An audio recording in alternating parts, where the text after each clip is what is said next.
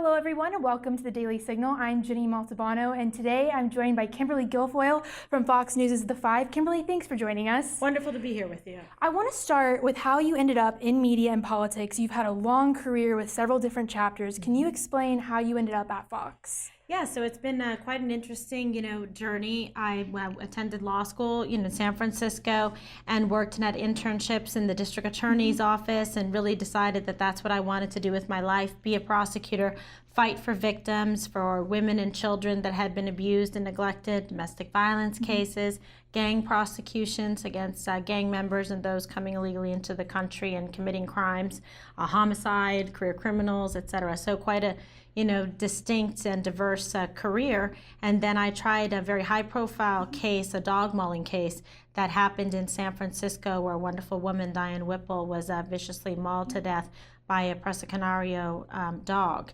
And that case received national and international attention, and it's currently set the standard for second-degree implied malice murder in the United States. I charged the two attorneys with murder for homicide of Diane Whipple because the dogs were similar to having a deadly weapon and likely to cause great bodily injury or death since they were trained to kill and attack. So from that case, I got a lot of media requests and offers, 6 offers to work in television, ABC News, CNN, MSNBC, Court TV, Fox News, and I decided to move across, the country. And at the time, I was First Lady of San Francisco and going through a few, challenges with marriages like many people do, sadly.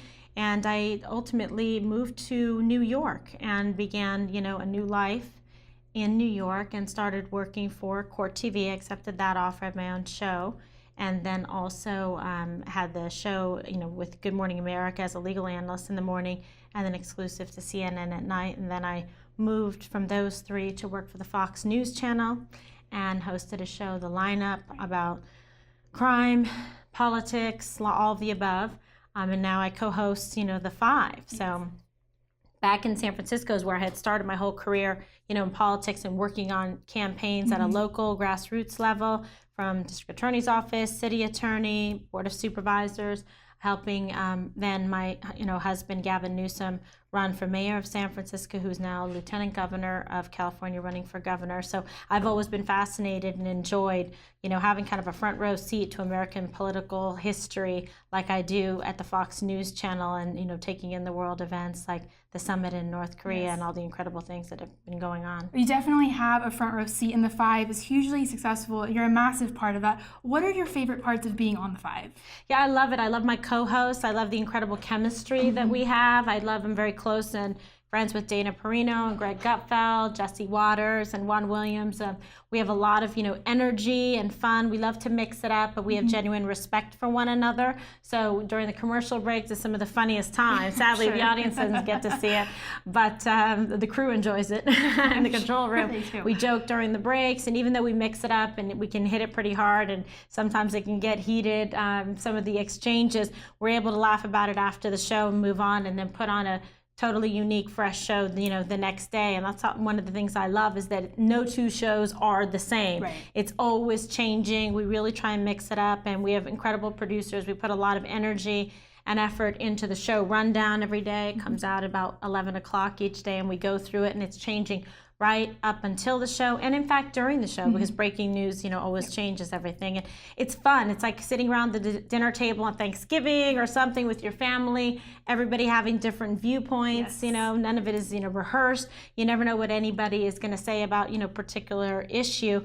which I think makes it interesting for us as well, and it keeps it really fresh and vibrant. And I think what's great is there's something for everybody watching at home. We get fans coming up to us, whether they're young people, 12 years of age, or high school, or college, grandmas, grandpas, aunts, uncles, all the mix. So it's nice to see and to be able to connect people. People have a lot of choices about what they watch and what they do with their time. So we love that they tune in at 5 p.m. Eastern to be with us and spend an hour. Absolutely. When I was in high school, I would DVR The Five, and after field hockey practice, it would be the first thing I watched. I love it. I love it. I'm a big fan for a long time. I want to ask you about the media coverage of the Trump administration, specifically the women in the Trump administration. Kellyanne, the First Lady, Ivanka, Sarah Huckabee Sanders. What do you make of this coverage, and how do we hold the media accountable? It's sad because these are really incredibly bright, strong, patriotic women serving their country admirably at great personal sacrifice.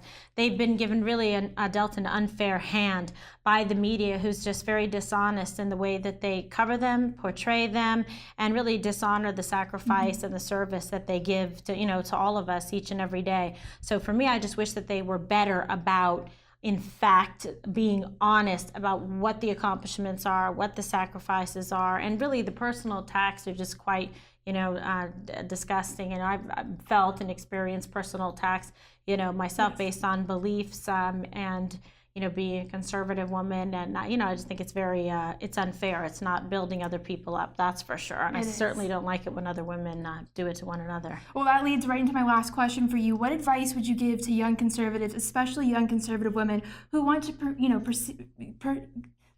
who want to go about a career in politics or media? Okay. Yeah, to the women out there that are thinking about a career in media or politics, go for it. I think it's one of the most exciting careers, are the one that you could be in, and why not do both, right? I mean, you have enough time in your life and energy and choice and opportunity, especially in this country, to be able to do it. Believe in yourself and you can achieve it. Live your life with no regrets.